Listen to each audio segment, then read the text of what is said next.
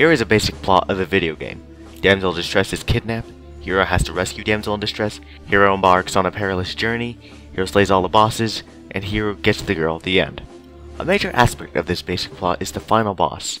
The Mario franchise mostly never disappoints with their fun boss battles, but what boss battles do I adore most? The Bowser battles, of course, and when there's King of the Koopas in a Mario game, there is a battle with the King of the Koopas. In a Mario game, you expect Bowser to be the final boss, of course, and each time you face him, it's of course going to be different from the last variation. So I'm going to count down my favorite Bowser battles.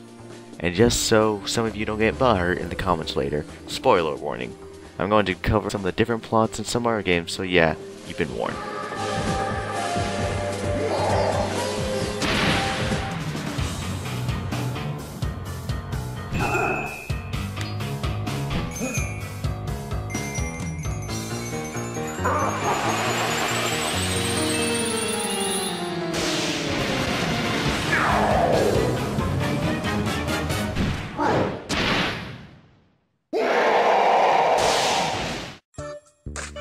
Starting off with the first Mario title on the 3DS, it's Super Mario 3D Land. This amazing game takes the idea of the original platform-styled Mario game and turns it into even more with lots of power-ups, great level design, great puzzles, and just great 3D. This game really does set itself apart from most Mario games, but different isn't always a bad thing, especially in this case. The boss battles in these games are also pretty great too, especially the final boss, Bowser. In more recent Mario games, I've been noticing a trend. The battles with Bowser are more like stages now. This battle with Bowser is one of the greatest stage fights if you ask me.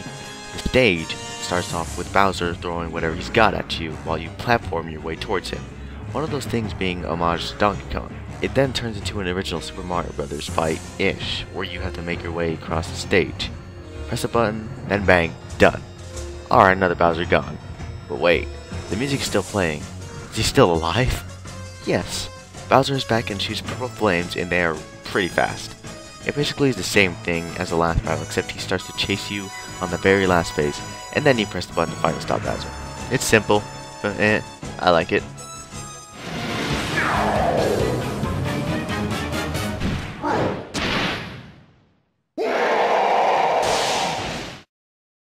Now we move on to the first video game I ever played, Super Mario World. Holy crap, every time I play this game I get major flashbacks. This has to be one of the most classic Nintendo games that I've ever played. This game is simple, complete each stage, ride a Yoshi, you pass Bowser's minions, get to the Bowser Castle, yada yada, then you fight Bowser. Simple enough, right? Well, this time around, Bowser has a few tricks up his sleeves. And by a few tricks up his sleeves, I mean he has the Koopa clown car. This thing surprised me, as I was expecting something like Super Mario Bros., but this battle ended up being one of my favorites in the Mario series. I found this battle to be a bit challenging. Of course, I was 8 when I beat it, so yeah. Bowser starts to throw, I don't really know what these are, but whatever. After this, he'll throw this bowling ball? Seriously, how big is that Koopa clown car? Must be massive if Peach can fit in there too. So after the battle is over, Bowser drops Peach out of the Koopa clown car and flies away in the distance, never to be seen again, until Super Mario 64 came out. In all honesty though, I thought the facial expressions that Peach and Bowser made throughout the whole battle were just hilarious.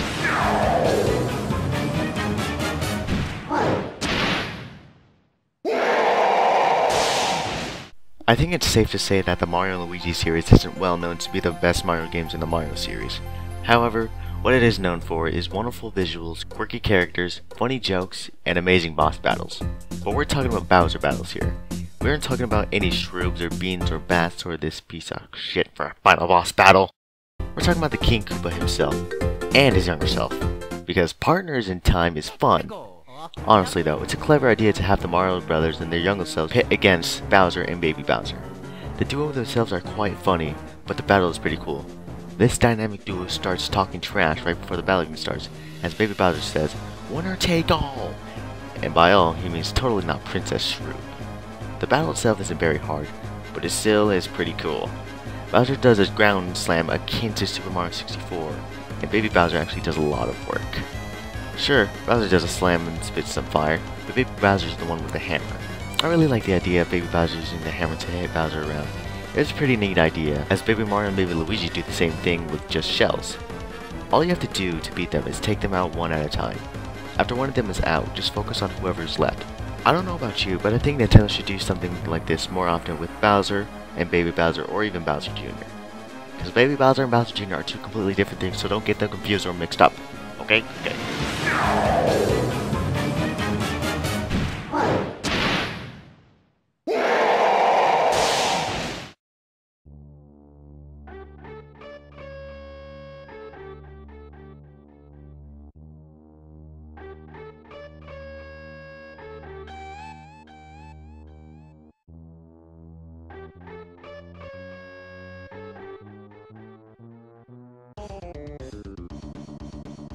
I bet you were expecting this at number 1, weren't you?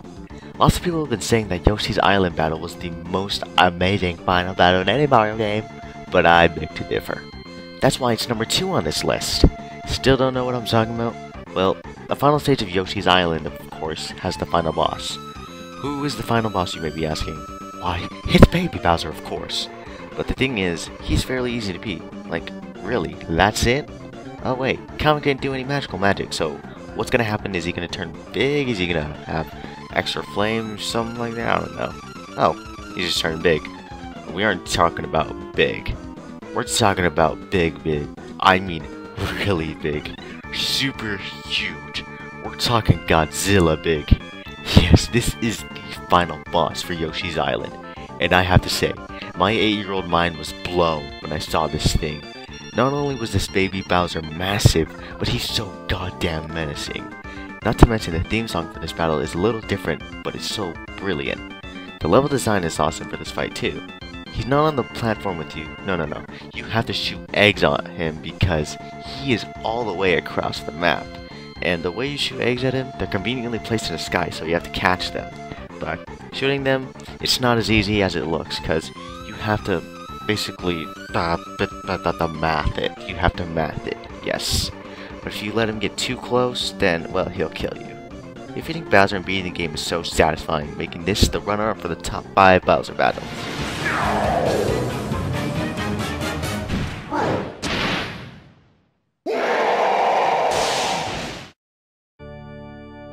If you are any other gamer who adores the Mario series, you know what deserves to be number 1. But in case you aren't, let me give you some context. Super Mario 64 is a 3D platformer, and for its time it was game-changing and arguably it still holds up today. A platformer at that time would usually be considered something along the lines of Super Mario Bros. Or the Sonic the Hedgehog series. So this was an improvement for the platforming genre.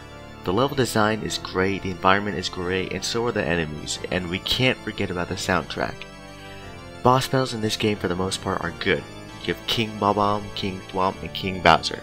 There are 3 Bowser battles throughout the whole game, but the one that stands out the most is of course the last one. The theme song is extremely offbeat considering the other songs used for Bowser in this game, but it's still pretty awesome, yet it doesn't make the battle as a whole. At this point you feel like it should be a piece of cake, because you've gone toe to toe with Bowser 3 times already. But I can assure you, this one is way more challenging than the first 2. But why bother put it as number 1 anyways? The final battle in Super Mario 64 is one of the most unique 3D platforming boss battles, as long as being the greatest Bowser battle ever, simply because it's the final battle of this game. It's arguably epic since this is Bowser's last chance to stop Mario, and he's blocking Mario's way to regain Peach's castle and Peach. TLDR, it's one of the most classic Bowser battles ever and will forever be remembered by gamers who actually beat it on their own, such as moi.